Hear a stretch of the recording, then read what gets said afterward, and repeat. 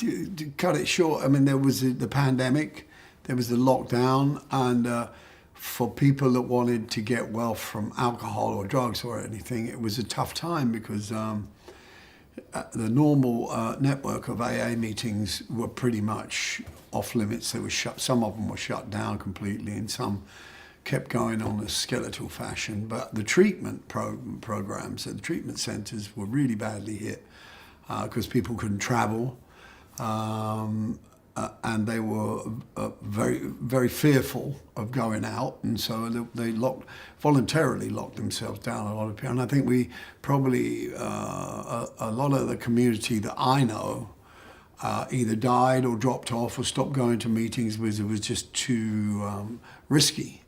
And so Crossroads as an entity started to suffer quite badly. And I think in the middle of the big lockdown, we closed altogether because Antigua Airport had closed. They were refusing entry to anybody. And I thought, well, that's that. You know, a lot of us didn't even really know whether the lockdown would ever end.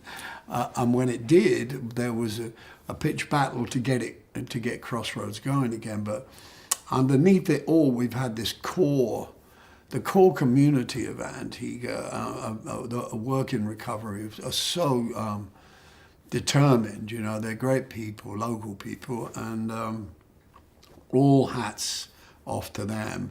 They pitched to get it going again because we were running at half speed. It was open again, but we were only half open, and with no promotion or anything. It was, and people probably started to forget that we were there. So I said, well, why not do another festival? And it was kind of about time. It also coincided with the 25th year of its inception and that kind of thing. And so there was a little bit of excitement about the idea. And I had watched Echoes in the Canyon, which Jacob Dylan made with a pal of his, and there was a section with Steve Stills talking about our old adventures in the 60s, you know, and I had my version, his version, so they tallied up, and I said to Jacob, do you think Stephen would be interested in going out and playing it? And at the same time I said to Carlos, if there was any likelihood of any kind of festival coming up, what would your kind of attitude be? And he said, I'd jump in feet first, because I guess he knew what I was talking about. And I had those two people, Stephen Stills and Carlos Santana.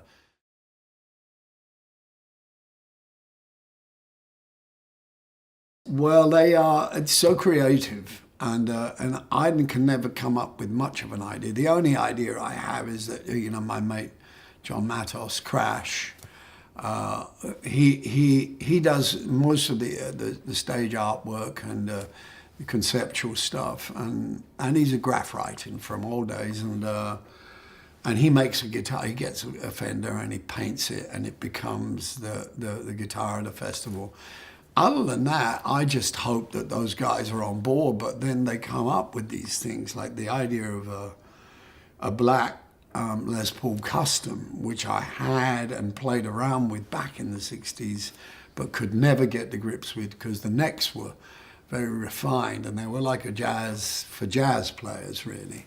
And so it was just difficult to play blues on, and I let go of them, and they've introduced a couple of models with 1960s Les Paul standard necks, so a proper, you know, standard fretboard and everything, and so I think one of them's I'm not sure what the specs are, but there's several models, and a couple of them look like they're vintage, you know. And they're great, they're beautiful. And so Mike Doyle, I have to thank for that, and the guys at Martin and Fender. And Martin have come up with a new signature guitar that will have different specs, different woods, and so they, you know, the support we get from these guys is phenomenal. And but to play with this list of it, I mean, I got to thank first of all for this kind of change in direction musically is Bradley Walker, because Bradley and I became very close friends from the last festival, and he led me into looking for fresh new bluegrass talent, and that's been a fantastic journey, you know.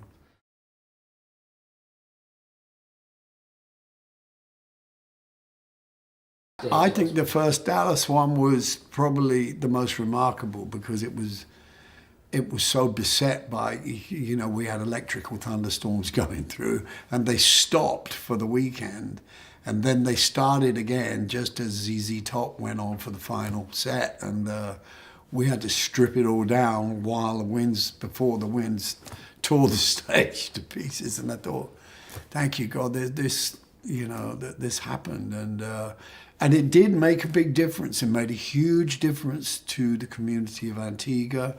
A lot of people, a good deal of the population there have been through the doors of Crossroads, and it's changed the face of their community.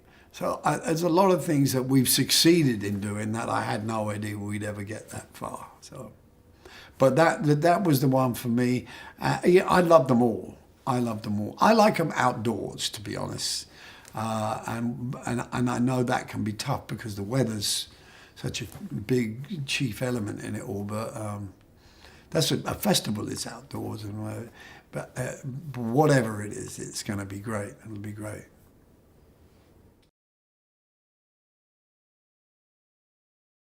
Indirectly, yes. Indirectly, I mean, because it is composed of the two elements that make up my life. Apart from my family life, which is so precious to me, I have my career in music and my discovery and research and love of music, and the Crossroads Treatment Center. Small though it is, and it's still run on old school methods. It's not a spa, it's not a health club, it's a 12-step program treatment center, old school, and there are very few of them left, and that's the system that's kept me sober for 35 years. And so though all of, you know, when I became a member of that community and realized that was my chief responsibility, everything else seemed to click into place, and my life became more manageable, you know. So those three things, yeah, my family and the treatment center and music, yeah, they all come together because my wife's become very involved in Turn Up for Recovery, which is a kind of amalgamation. Oh yes, that's my legacy.